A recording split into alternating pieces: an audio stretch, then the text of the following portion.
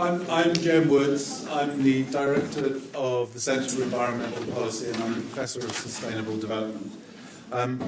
It's my absolute pleasure to be able to welcome Walther to this second of the John Mumford Memorial Series on research to impact. And in fact, it's a real additional pleasure because of the depth of the work that I know you're going to talk about and the relationship that you had with John, both here but predominantly at Silwood Park. So that's fantastic to hear about, and I'm really looking forward to hearing more.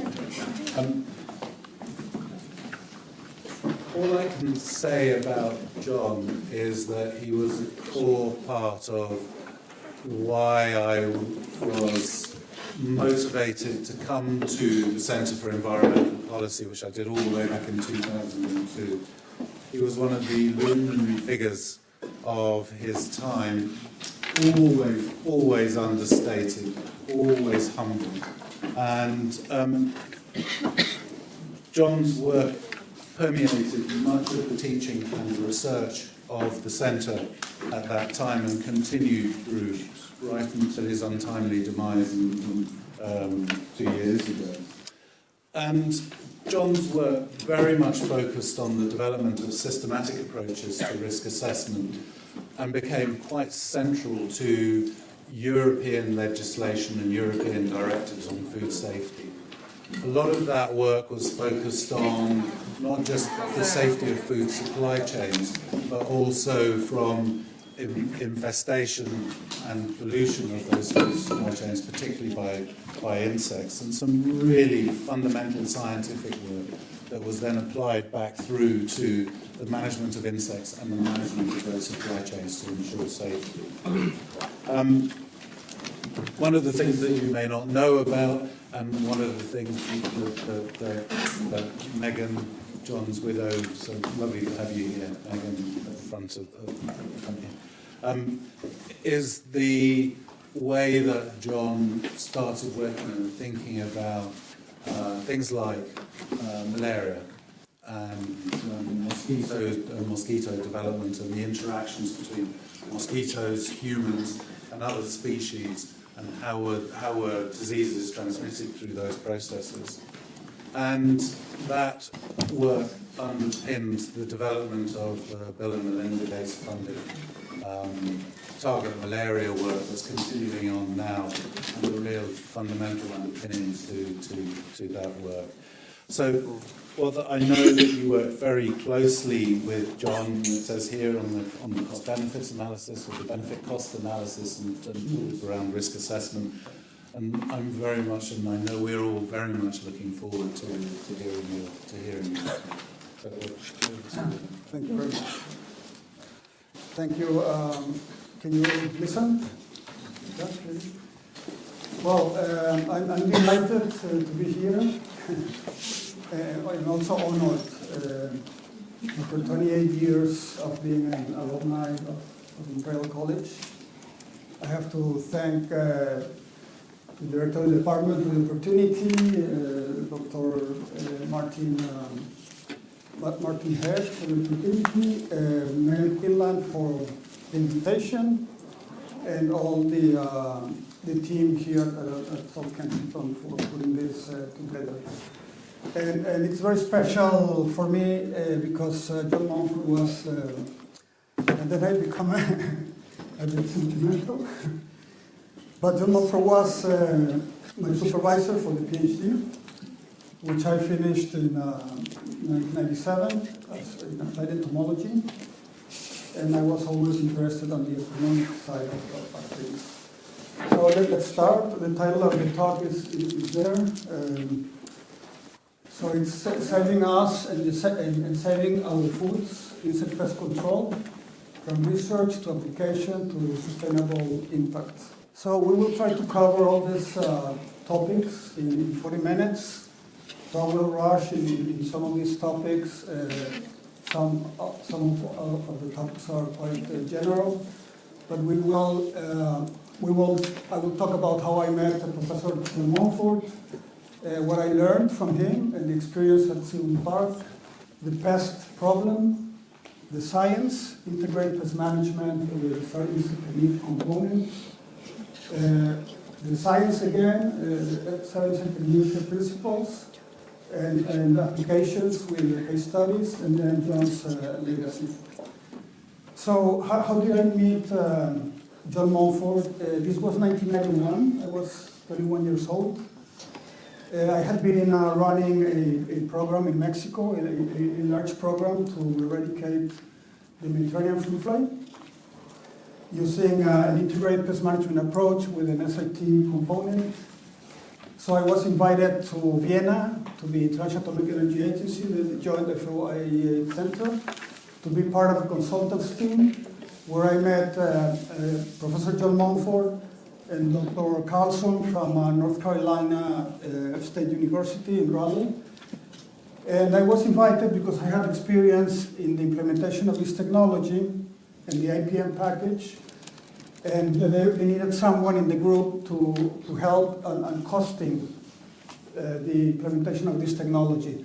So the objective of the meeting was to do an economic analysis of eradicating the Mediterranean fruit fly from the Maghreb, which is Northwest Africa, from Morocco all the way to Algeria. So that was the reason I was there. During coffee time, I chatted with John and with Dr. Carlson about things related to our task, but also about the possibility of doing a PhD. And since I was 31 years old, the idea of a PhD was very back in my mind. I thought the last train to London had passed for me. I don't know if you're very young guys here, but I don't know if you remember Electric Light Orchestra, this rock group from the 80s. That's the last train to London, and actually for me it was the last plane to London, no? So they convinced me that I should continue and to do a PhD, and they both explained me what would be the situation, the conditions if I would go to North Carolina, or I would come to Sewell Park, to Imperial College at Sewell Park. So Dr. Carlson said, you will need 4 years. You'll have to do a full academic curriculum with the subjects that you will need to pass. And you have to also focus or spend time doing your research for your thesis. And Professor Mumford said, you need 3 years at Imperial College. You focus on your research for your thesis, and you take some subjects basically on your weaknesses. Like I was not very good at probability, so I took a course on probability distributions. So then it was like a no-brainer for me. No, I basically said that's what I need. No, I need to go to Imperial College under the supervision of Professor Mumford. So John Mumford became a regular visitor at the International Atomic Energy Agency. Here he is. This is me from 10 years ago. And so he would come to lecture in international conferences. He would come as a consultant, like the consultants meeting when we met in 1991. He would come to be part of advisory groups to set up policies. The so-called Standing Advisory Committee for Nuclear Applications at the IAEA. He was an active part of this. So he became a regular visitor at IAEA and at FAO as well. So after we finished this task, I went back to Mexico, got married, and my wife is here, already 34 years almost, and finished up the implementation of the national program. It was a fruit fly national program using this approach, the IPM with the sterile insect technique component. And in November 1994, we traveled to London, and I started the PhD. So what did I learn? My expectations were, I was very interested, as I mentioned, in the economics, in the economic impact and decision making, and if someone would want to invest or not in controlling fruit flies using this IPM with SIT approach. However, I learned much more in that.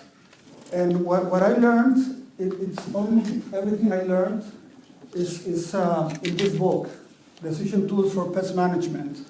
So this book presents pest management in a holistic way.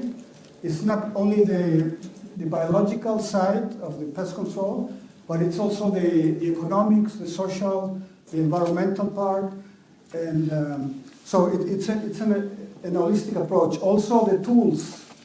I mean, how do you go about controlling effectively, or the tools to make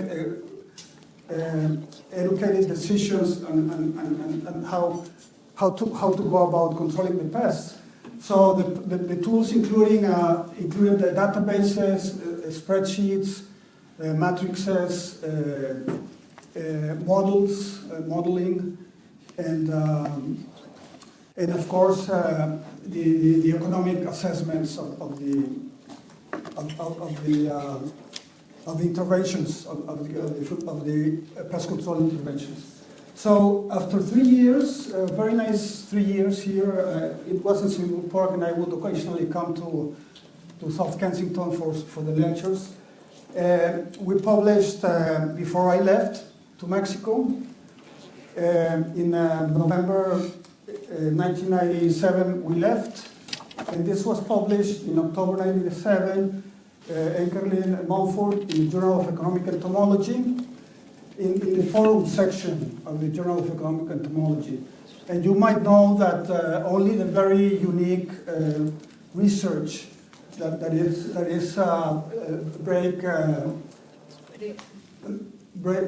grounding, how do you say? Breakthrough.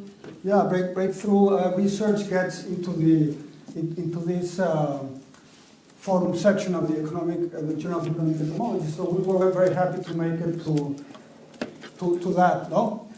So, okay, so from this point on, every decision I made was based on returns on investment in basic science, in applied science, and also in the implementation or not of operational programs, doing prospective economic analysis or retrospective economic analysis. And you have to always ask the question of return on investment, and not only ask the question, but also answer the question. And this gave me the tools to be able to answer the question. Okay, so this is a model that was this is a model that we developed based on the thesis. It was automated. It's a spreadsheet model. It was automated through a contract that we gave to the Imperial College. The leaders of this were Professor Mumford, Adrian Leach, which is my friend, and mate from the PhD, and also John Knight, which is not here.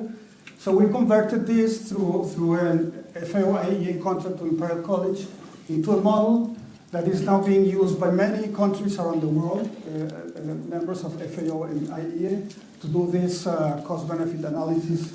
It has a sensitivity analysis incorporated there, and we will see some examples. Okay, so now let's talk about the problem.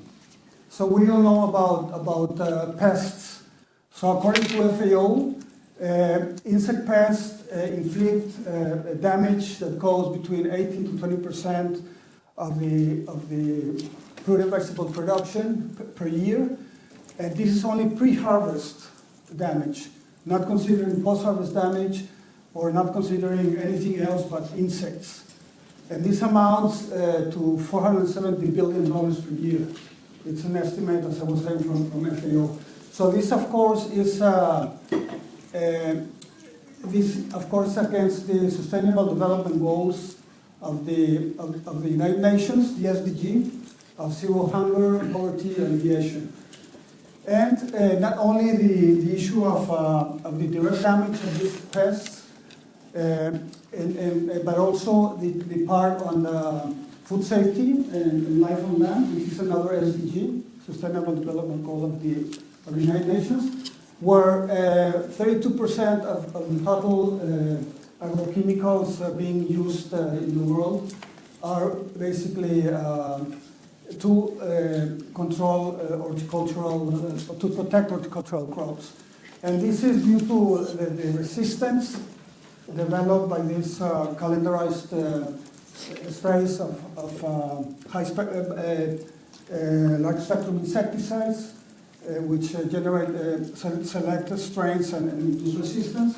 Secondary pest outbreaks, when you eliminate the biochemical agents, and rejections of imports due to insecticide residue situations.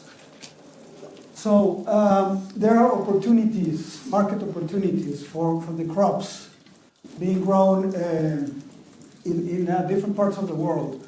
However, the consumers are all the time asking for a very good looking fruit. They are asking for low residue level produce, and they are asking for pest-free produce as well. So the consumers are putting pressure in the regulatory agencies, the national and regional plant protection organizations, but also putting pressure on the international regulatory agencies like the International Plant Protection Convention, so that more stringent and efficient pest control mechanisms are developed and implemented. So this just shows the risks, because you have the endemic pests that you have to deal with, but then you have the risk of introduction of non-native pests. And this is a mounting risk. So you see the factors that are influencing the increase of this risk is basically the increase of global trade and transport. Of course, human movement and climate change. We can see it here in Europe more and more, how pests coming from North Africa or from Asia or even from Latin America are able to establish and survive under the new environments because of the global warming. In this graph, you just you just see the trend. This is the number of tourists arriving to the Americas per year, to the Americas from 1995 to 2015. You can see a very clear trend. If you update this graph, you will see that the trend is basically being kept or even increasing. So this is all affecting the risk of introduction and establishment of pests. So the good news is that for some key pests, like fruit flies, there are integrated pest management measures, sanitary measures, where you can control or manage these pests, but also where you can prevent the introduction of these other invasive pests. So in the case of the fruit flies, you have, for surveillance, you have trapping systems. For adults, you have fruit sampling for monitoring and early detection, but you have also a package for population suppression using environment-friendly bait sprays and to suppress populations, and the sterile insect technique to maintain the population suppressed or even to eradicate. And you will see what the SIT is all about. In this case, is for the Mediterranean fruit fly. Okay, so this package was saying that it's available for some key pests, but it's unfortunately not complete for other key pests. And for even other pests, there's nothing. I mean, you have to start from scratch. So the research and development, the science, is something that you need to be doing always to make this package more efficient, to develop or complete the packages which are missing, or to start from scratch and develop these IPM packages. R&D is always research and development a necessary action.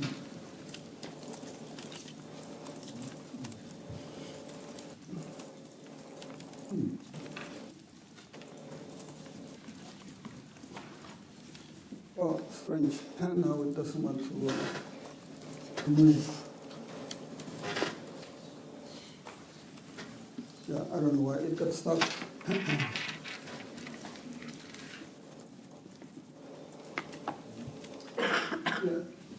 Okay, so now we will start talking about the sterile insect technique, which is this component of the integrated pest management. So basically, in a nutshell, in a very brief way, basically you have to have the ability to mass rear the insects. The mass rearing has to be done using artificial diets, which are not non-expensive artificial diets. You have to be able to produce good quality insects and enough insects, I mean good yields of insects. Then you, after producing these insects massively, you use an irradiation source, normally cobalt-60, for sterilization. The radiation causes dominant little mutations, and it sterilizes the insects.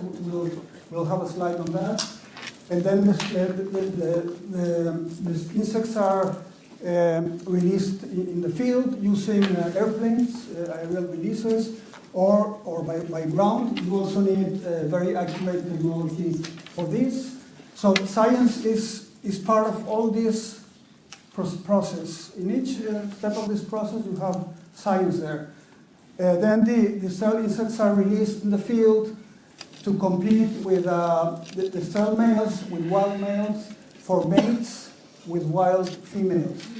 So when a sterile male mates with a wild female, basically you have no progeny, there's no offspring, so you are protecting the crop. Now the ratio, how many sterile insects are you releasing per wild insect, per wild male pest? So the simple mathematical model indicates a 10-to-1 ratio. It's good enough. However, this would be true under very simplified environmental conditions, like, for example, in an ecological island, an oasis in the desert, or a small island in the ocean.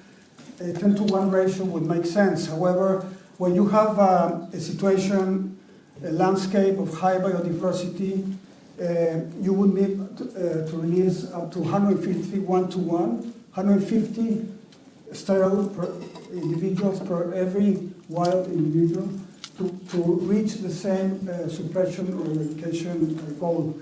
And then it becomes an economic question. So once you are doing 150-to-1, then you have to use your mass and see if this is economically viable compared to other control options that might be cheaper. No? So this is in a nutshell the SIT. This is the slide on how the sterilization works. The gamma rays are basically breaking down the chromosomes during meiosis, not during mitosis, but during meiosis. And when the cells are dividing and through the fusion of the chromosomes that have been broken down, there is, when the chromosomes come together again through fusion, there is a disorder, a genetic disorder in the chromosomes that induces these dominant lethal mutations. Of course, in the other tissue, in the somatic tissue, which is a mitotic process, is not affected by radiation or affected, very, very slightly affected by radiation. So it's very much addressed to the reproductive cells. This is an interesting concept here where you can see that the conventional control methods are more effective with high population levels, but the effectiveness is reduced as the population levels, the population density decreases. The effectiveness of the conventional control methods go down as the pest population decreases. whereas the SIT is inverse direct proportional. So when the population of the pest decreases, the effectiveness of the technology of the SIT increases. So why wouldn't you use the traditional control methods to deeply suppress or eradicate a pest? Because then you are trying to control the last individual in your crop, and then you are basically selecting for strains, and then you are getting into resistance situations, and that result in having to spray more insecticides.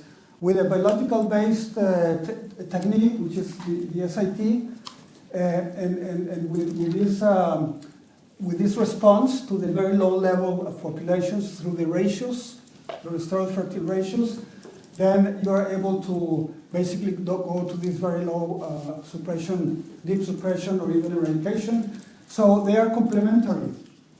So you wouldn't use SIT in this situation with the high population levels, because you would have to release many thousands of sterile insects per unit area in order to get your 10 to 1 or your 150 to 1. So you need to suppress the populations before you release the sterile insects in an economic way, and have the ratios that are needed. Okay, so this is a very easy concept, the area-wide pest control. It's very easy to understand, but not so easy to implement based on experience. And when you are using the sterile insect technique, and you are releasing the sterile flies on your crop, on your commercial crop, if you have the insects, the females, the rabbit females that made it outside your crop, they are moving into your crop. Even when you have the sterile insect there, the sterile insects will do basically nothing to the rabbit females coming in. So they will be damaging your crop anyway. So this will be a typical scenario where you have the commercial crops with pests, you have alternate commercial crops, you have backyard crops, you have wild hosts, and you have abandoned commercial crops. I don't know if this is common here in the UK, but for sure in the developing world, in Latin America, Asia, and Africa, this is a very common scenario. So when you control only in some of these plots in an uncoordinated fashion, you are leaving all this population uncontrolled. So what's the result of this? So you are temporarily controlling your pest in the orchards, in the commercial crops where you are applying your control methods, but the pest will move very quickly after the residual effect of the insecticides is done. The pest in the adjacent areas will very quickly move to the crops that you had to previously control. So it's not sustainable. So this is the example. So the pest moving from these areas into the crop that had already been freed from the pest. So the area-wide pest control means controlling the pest in the total population in your target area. So in the commercial crops and all other places where you have hosts, where your pests can move into your commercial areas. And I was saying, I mean, for if you are using this sterile insect technique, it's even much more important because you don't want the rabbit females moving from wild hosts into your commercial crop. Okay, so this is what you get when you control in all your areas. This is much more sustainable. If you release a certain ratio of sterile insects for continuously, you can keep this situation. So this is under the economic threshold, and you can even go and release. You can even go all the way to eradicate the pests from your target area by managing your ratios between the sterile flies and the wild pest population. Okay, so I hope this is more or less clear. The big challenge here is, as I was saying, the concept is very easy, but the big challenge is you need a centralized organization to be able to control your pests outside your commercial orchard.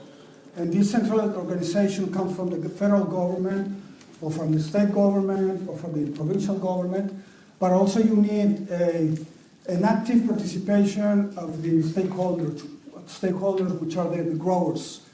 So you need to organize the growers in associations, in cooperatives, to make sure that they are all participating in this approach, and you need the federal government backing up this, so they can take care of all what's going on around your commercial growth. And this is what happens in practice. You sign compliance agreements with the industry in a public-private partnership, and then it works very well.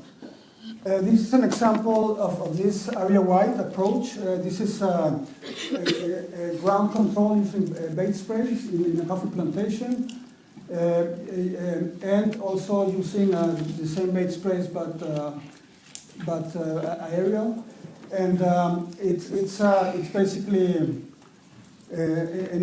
totally area-wide. It doesn't mean that you have to go very large scale.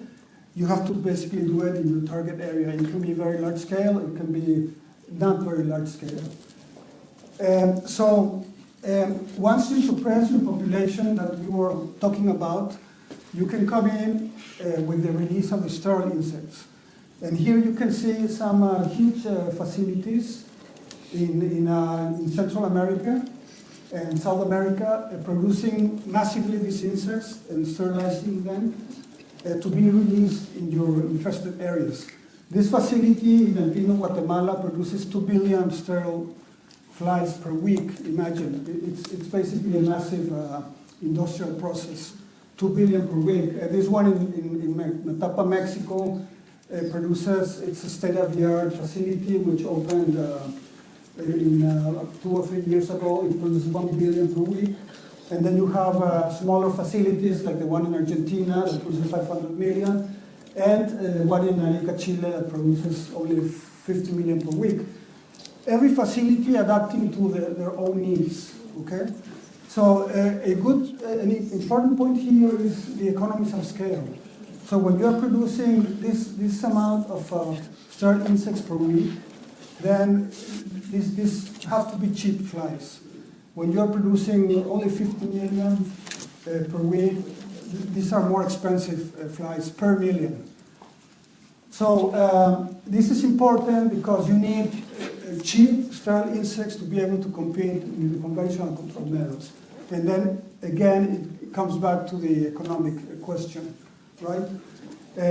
Also, if you want to sell the sterile flies or donate the sterile flies, it's much better to buy them from a large facility which produce cheap than to do the same in smaller facilities.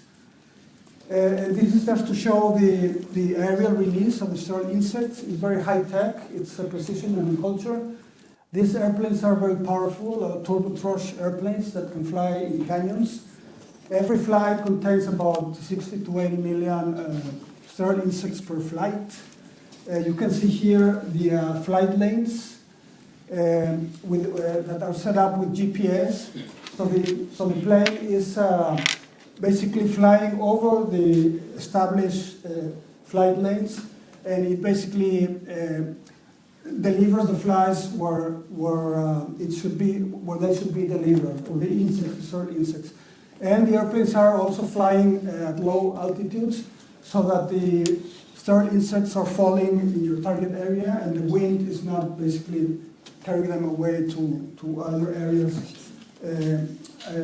far away from your target area. Okay, so let's go back to the economics and this model that I showed you before.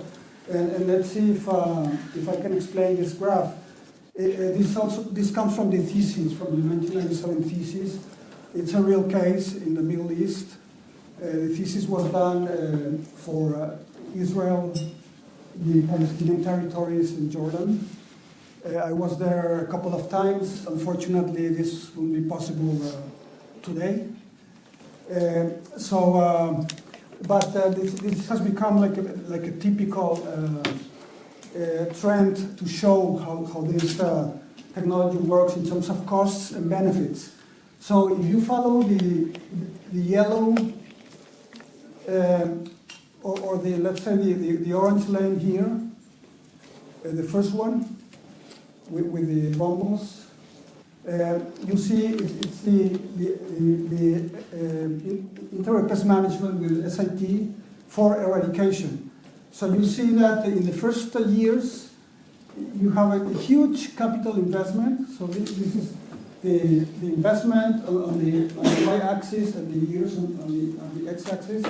So for this option, you have, it's not working well, you have huge capital investment if you just follow this orange line, because you are investing in your facilities, in your rearing facilities, in your packing facilities, you are buying vehicles, you are contracting, hiring hundreds of staff to be able to operate these large programs. But once you reach your goal of suppressing and eradicating the populations, the costs fall. The cost per year fall to much lower levels. As you can see there, from year 9 to year 14, when you are just protecting your free areas. So by keeping these areas with surveillance detection and by implementing quarantine checkpoints, you can protect the areas and you are operating at much lower costs. So let's look at the wine color lane, which is the suppression, to establish low prevalence areas, not eradication, but low prevalence, that then you can export the fruit from low prevalence with certain mitigation measures. So you still need, if you follow this wine color lane, you still need some initial investment in the capital investment in the facilities and in the packing centers and vehicles. But this is a less intensive and extensive approach compared to the eradication. And you need an ongoing cost from year 9 and on, a bigger cost than in the option for eradication. And this is because to keep the populations at low levels in an area where they are still present, you still need to implement some sanitary measures that you don't have to do it when you are in a free area that you are just protecting from infestations. So you can see the trend there. And then the conventional control, you're starting with a much lower, it's the red lane, a much lower cost per year because you don't need this high capital investment. But then the cost basically goes up and up with time because you are losing the markets, because you are still losing crops due to pest resistance. So it is not a sustainable pest control option, the conventional control option. So how does this look in terms of net benefits on the economic? It's basically the other way around. So the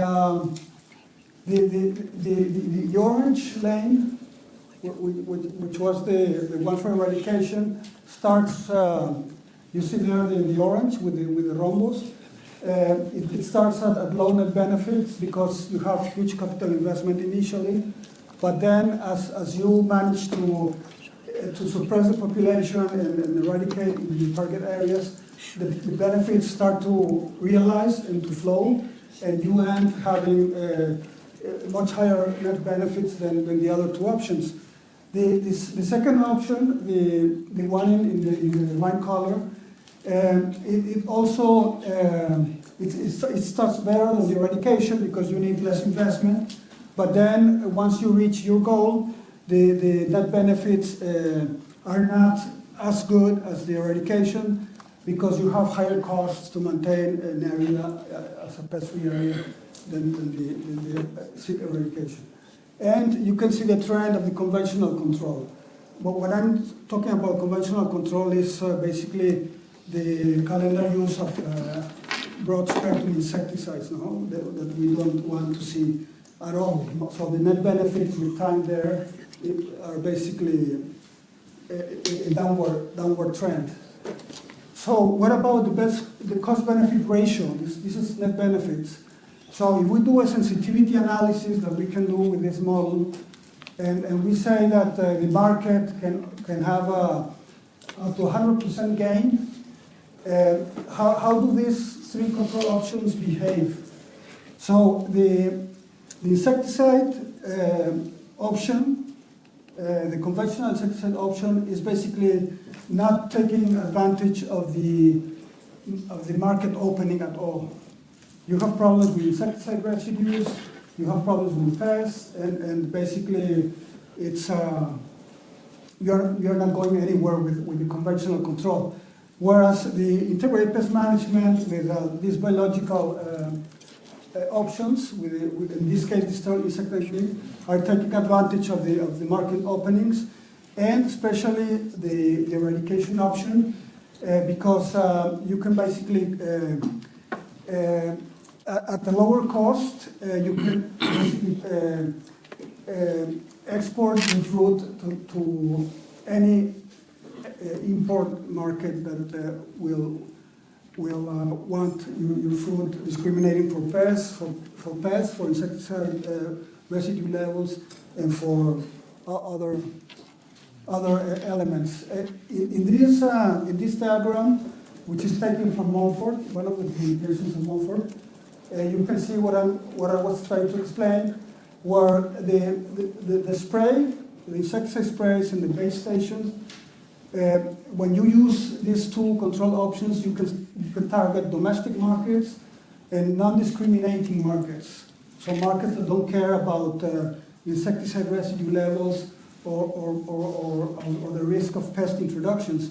Whereas the SIT option, the IPM with SIT, to develop a low prevalence area and sustain the low prevalence area, the rainbow of market options increases, and you can export your commodities to low pesticide markets, like the ones in Europe. And if you want also to comply with pest-free markets that regulate for pest-free commodities, like Australia, like Japan, like the United States, other markets depending on the pest. So the SIT eradication to develop pest-free area is the one that basically takes advantage of all your export opportunities. This table here just shows the return on investment of using these control options with sterile insecticide for eradication or suppression, and it goes from these are real life examples. This goes from a relatively low 2.8 to 1. This is a suppression fruit fly program in South Africa, all the way to 1,000 to 1, and this is an eradication program in Chile. Basically, Chile exports to more than 60 countries worldwide, and has the industry has greatly benefit of being a fruit fly-free country using this technology.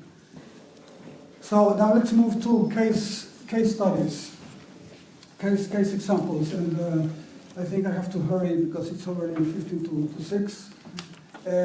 So let's go quickly here. This is an example of Boscomet program. This is a program between the governments of Mexico, Guatemala, and the USA to eradicate and contain the Mediterranean fruit fly.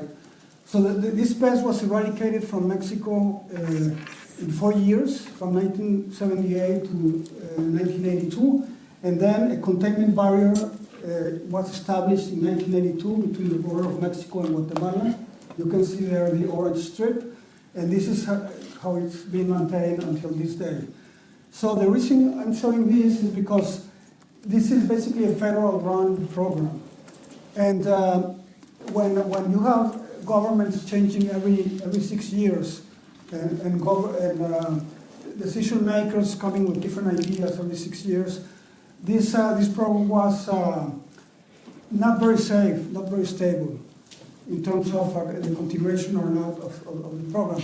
So by doing an economic assessment retrospectively from 1978 to 2008, this became a very, very powerful tool to show the incoming and current policy or politicians, policy decision makers, and the industry as well, that this program was strategically for Mexico. Mexico has become the fifth producer of horticultural products, fruit and vegetables, producer and exporters in the world, because it's being protected by this biological barrier of the establishment of this Mediterranean fruit fly, which the country would lose most of the export markets, high-value export markets, if the fly would establish in the country, and not only lose the markets, but also increase significantly the losses. And of course, it's also protecting the multi-billion horticultural industry in the United States, as we know, in California, in Texas, in Florida, and throughout the southern United States. And this case study here is in Argentina, also very successful, where this same pest was eradicated from Patagonia, from this huge region in South Argentina, using the same package. But the interesting thing here is that through a public-private alliance, with some responsibilities from the federal government, but with a very proactive intervention or approach from the private sector, through compliance agreements, the private sector also putting the financial resources and taking care of the actions outside the commercial orchards, as I explained previously. So this scheme is much more sustainable than a scheme only depending on the federal government when you have all these uncertainties.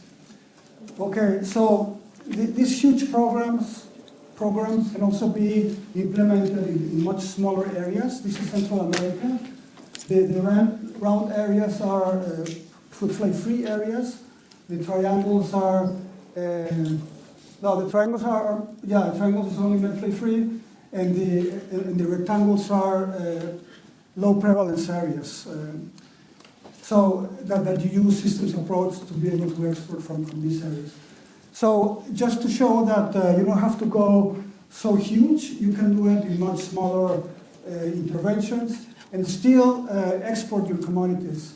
The United States published a rule in the early 2000s, I think it was 2005, were saying that the Central American countries that have certified this area for food production will export their commodities without restrictions.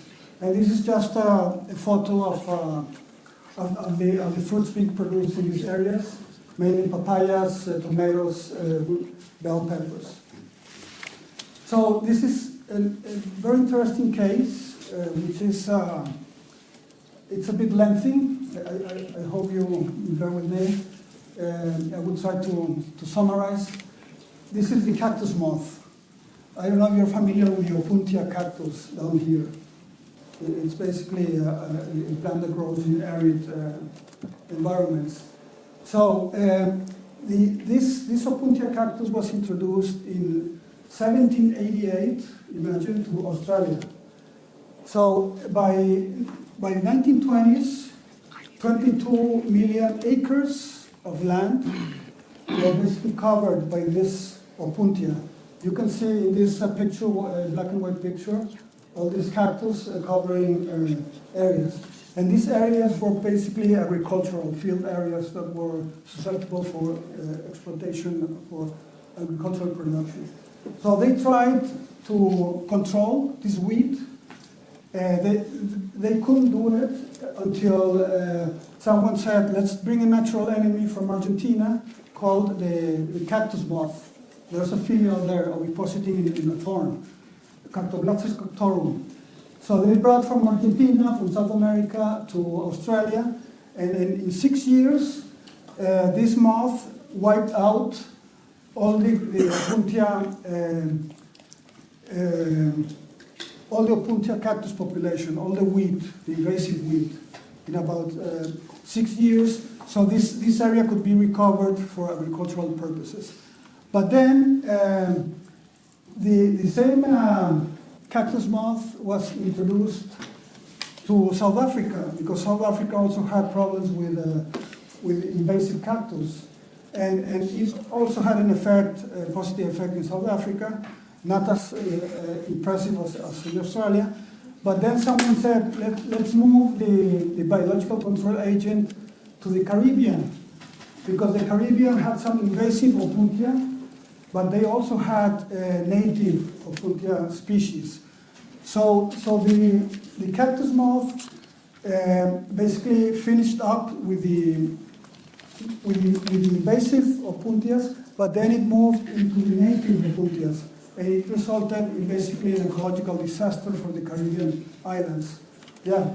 So it was very obvious that sooner or later, the pests being in the Caribbean, this biological control agent being in the Caribbean would jump to the Yucatan Peninsula in southern Mexico, and then move up to the areas where the cactus is produced in Mexico, and where the cactus is a staple food for the populations, but also is an essential part of the ecosystems. It provides soil conservation, it provides food to wildlife, etc. So when this was evident through impact assessment commissioned by the agency to the University of Colorado State University in Fort Collins, Colorado, the impact assessment showed that it would have been a disaster if this biological agent, now turned into a pest or to a pest threat, would establish and move up in Mexican and Central American and US territory. So with this information in hand, at the IAEA, we decided to invest in research and development.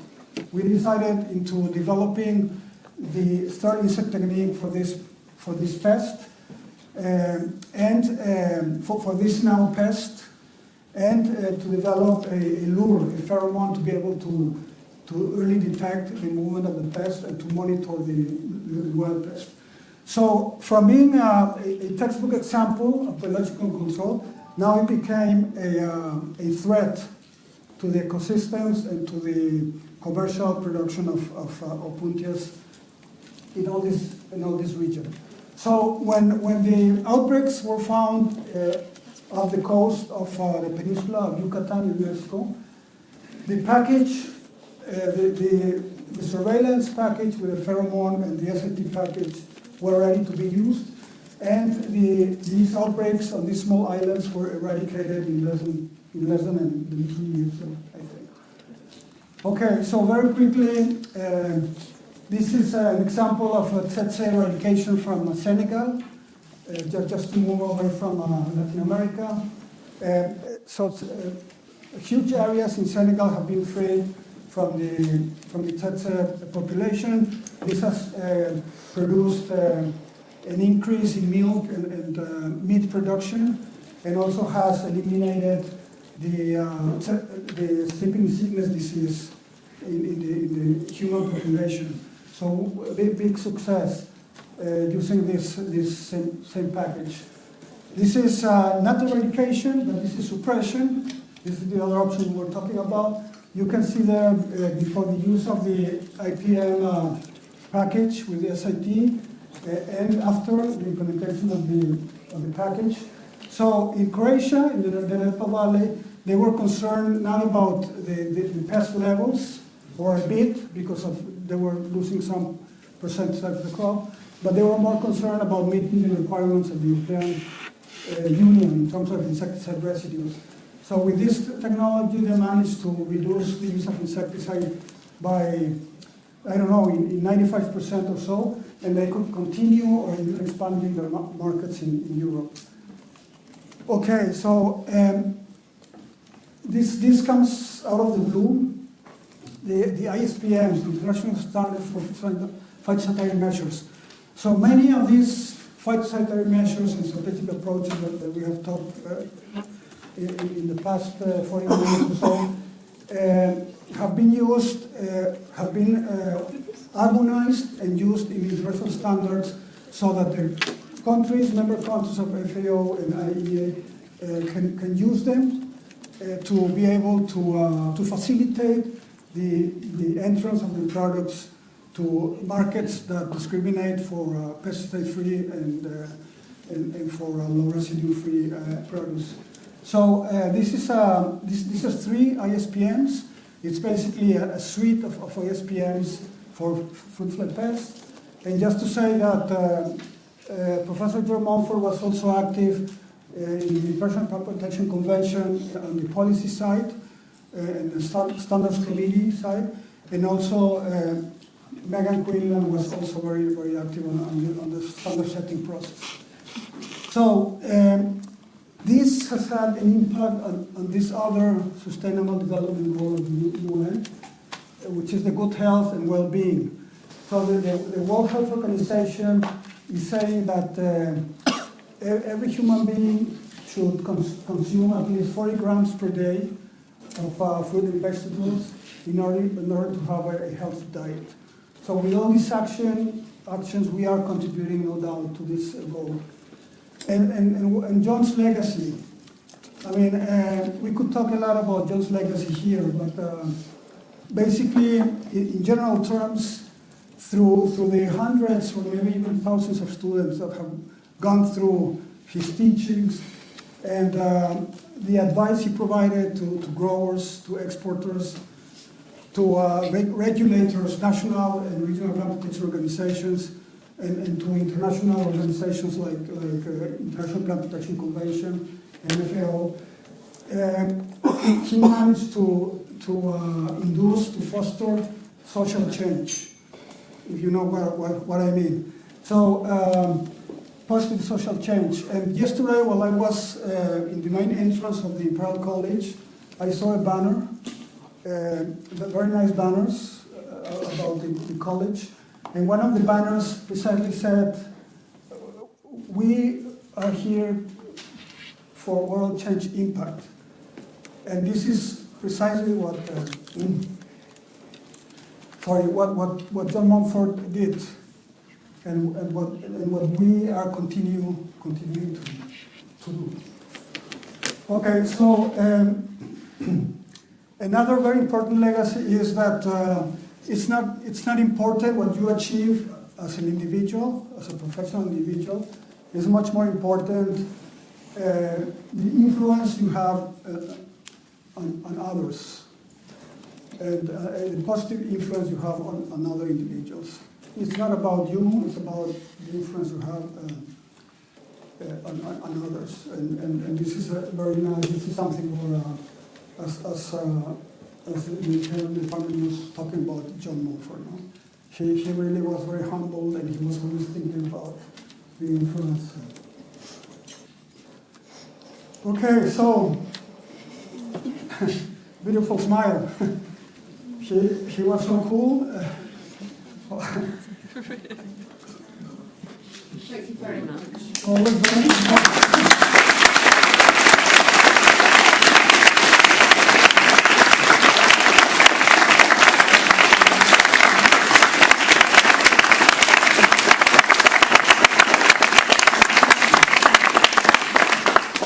Thank you, and if you want to know a little bit more about the area-wide concept and the sterile insect technique, John Mumford has a couple of chapters here together with the team, with Adrian, with John Knight, and with Megan.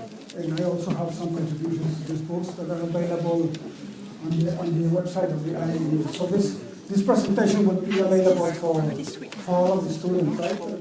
Yes, very much so. Okay. So thank you very much, Walter. That really brought a lot of things very much to life. Some of this material we'll touch on again later in the term when we ask the question, can we feed the world?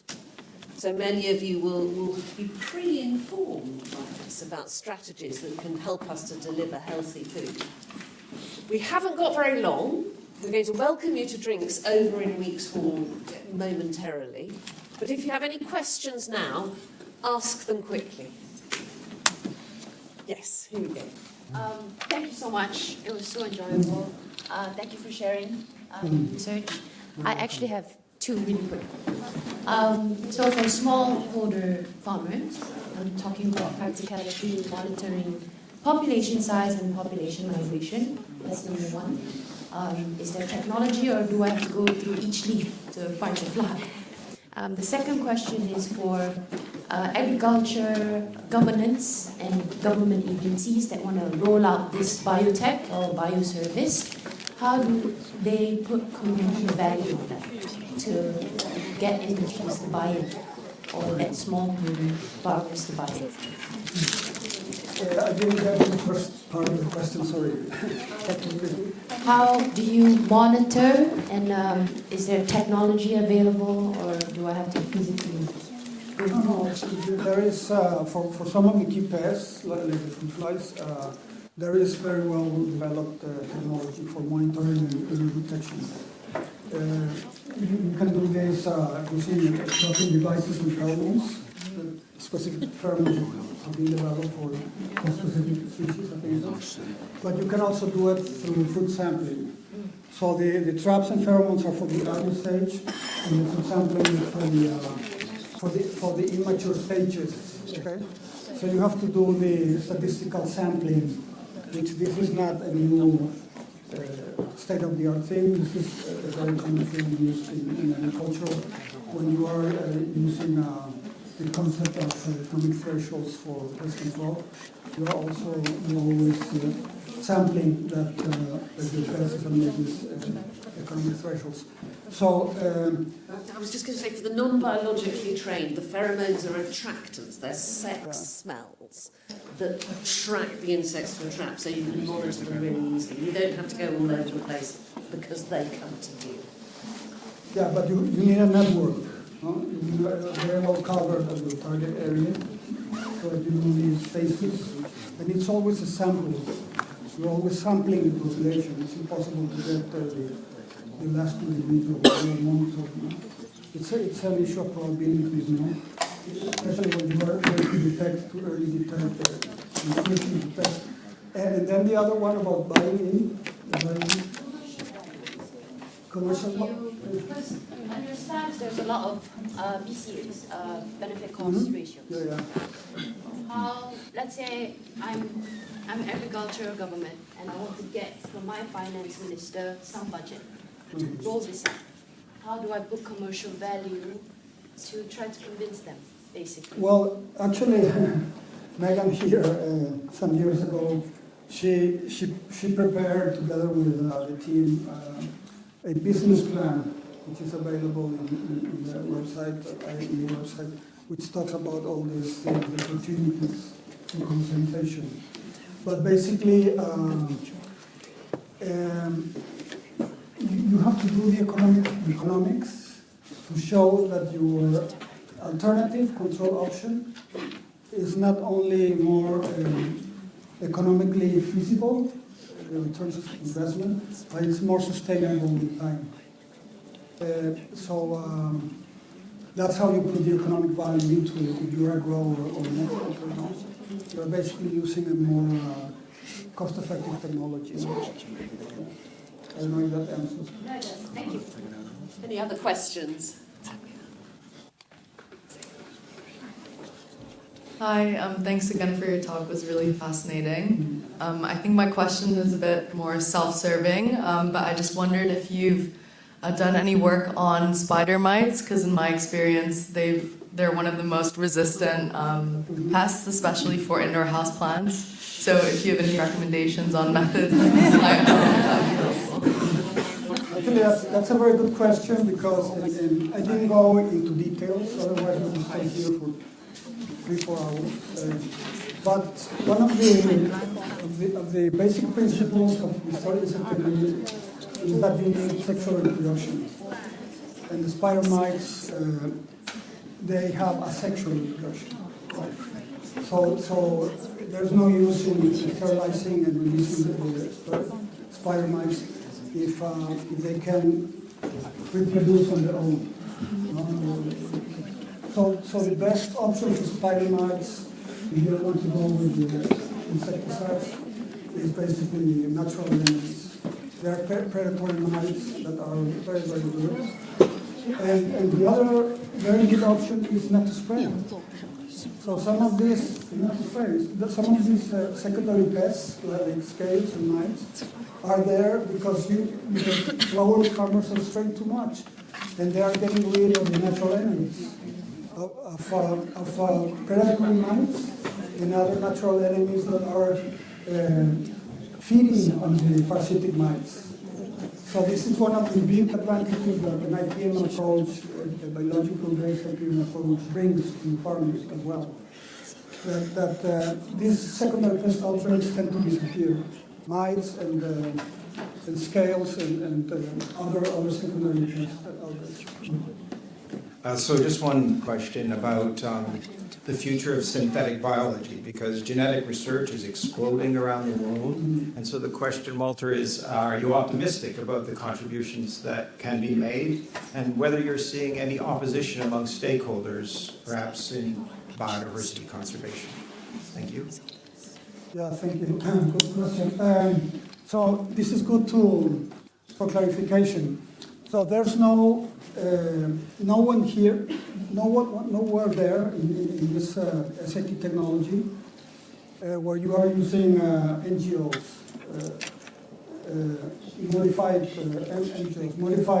genetically modified GMOs, genetically modified organisms. There's, based on the definition of GMO, which is basically moving genes from one species to another. So there's genetic engineering because you are selecting certain strains, and you are also producing strains to release only males, but there's no gene movement between species. So there's no issue with legislation. There has never been a legislation for what we call the conventional SIT.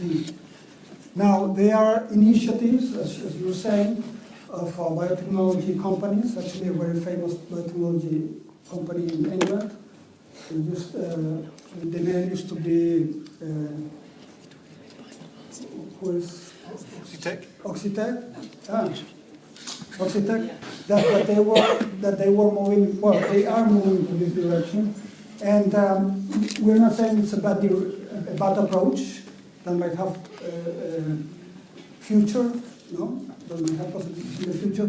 However, one of the big struggles or constraints is the legislation of the national plant protection organizations, where there is no legislation supporting the large-scale releases of genetically modified organisms. You can do it in confined conditions, like in greenhouses, or in pilot areas, in isolated pilot areas. But there's no single permission that I know, I may be wrong, in Brazil, maybe, where they are going out of this, of what's been regulated by the international regulations. The IPPC is saying you cannot go from the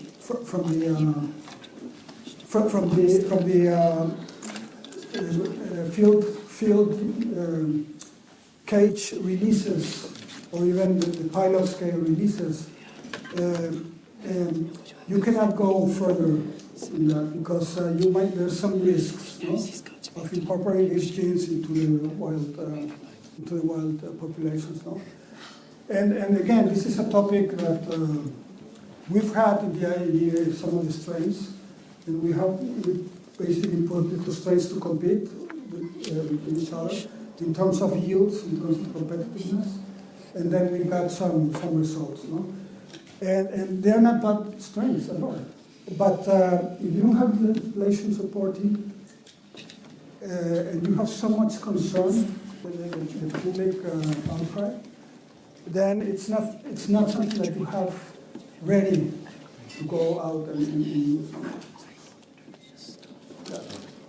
Thank you so much, Walter. That's a really wonderful tribute to John on knowing the impact that he's had on the exposition. Very moving slide, slides ago with your personal tribute. Thank you very much.